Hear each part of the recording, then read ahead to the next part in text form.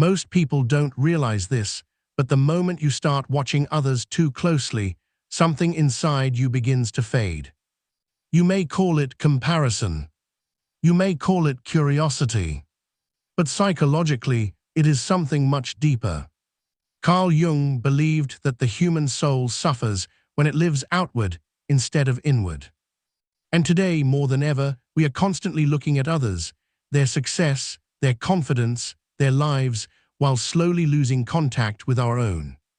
Stay with me until the end, because the final insight explains why focusing on yourself feels uncomfortable at first, but is the only way to become whole.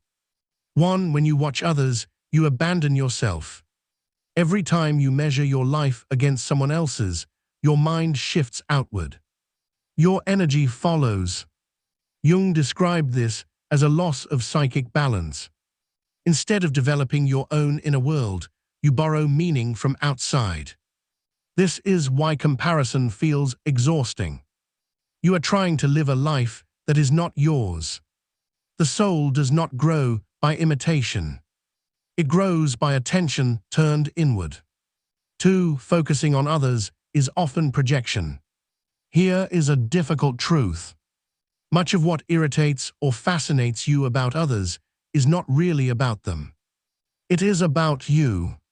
Jung called this projection, when we unconsciously place our own hidden desires, fears, or unrealized potential onto other people. You admire their courage because you suppress your own.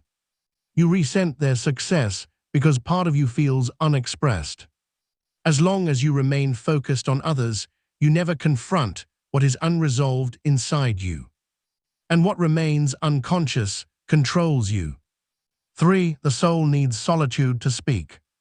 Modern life makes solitude feel dangerous. Silence feels empty. Being alone feels unproductive. But psychologically, the soul only speaks when the noise stops. Jung believed that individuation, becoming your true self, requires periods of withdrawal from external influence.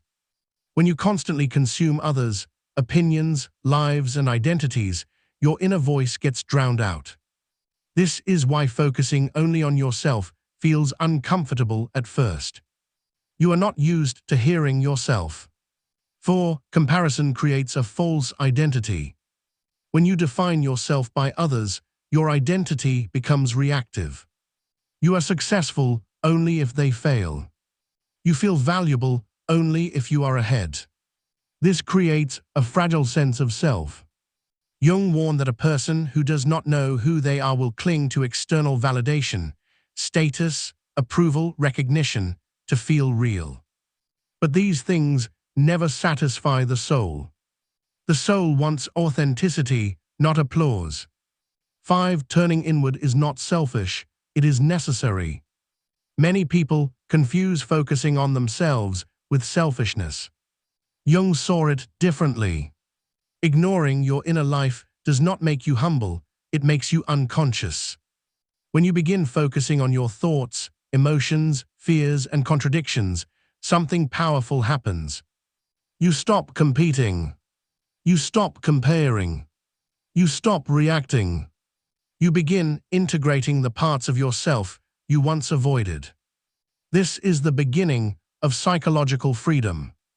If focusing on others feels easier than focusing on yourself, ask why. Often it is because your inner world demands honesty. And honesty requires courage. Jung believed that the soul does not want comfort, it wants wholeness. The moment you stop watching others, you finally begin seeing yourself. If this message resonated with you, comment below. I choose to focus inward. Your comment helps this video reach others who are silently struggling. Like the video if this gave you clarity. Subscribe for more psychology-based content inspired by Carl Jung.